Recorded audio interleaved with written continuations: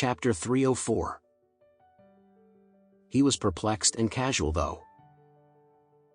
He had already sent an invitation to Diamond Group, so Doris Young would and must attend. She was probably preparing the gift since she was not here yet.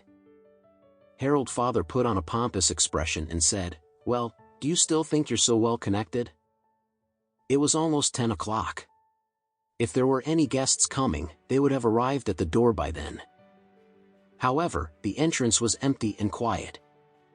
Apparently, no one would show up. Olivia said in a cocky tone, "Dad, the loser said it doesn't matter if they have no guests today, he alone is enough. I wonder how powerful he is.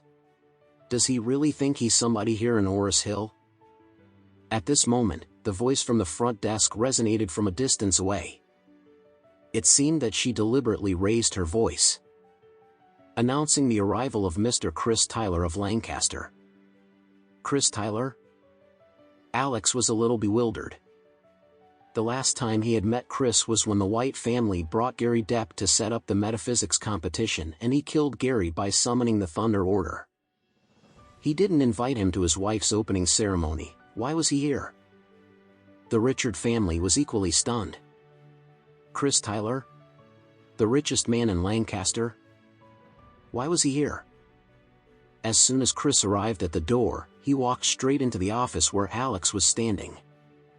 The Richard family exchanged surprise and peculiar glances with each other. Harold Father walked ahead and said, "I met a businessman from Lancaster a few days ago and I heard he's quite close to Chris Tyler. Could it be that he'd introduced me to Chris Tyler?" Then, Harold Father spruced up his attire and went ahead to greet him. Lady Richard and the rest of the clan didn't dare to be cocky. They followed him sheepishly. As the chubby Chris walked into the office, he ignored Harold Father, who marched forward to greet him.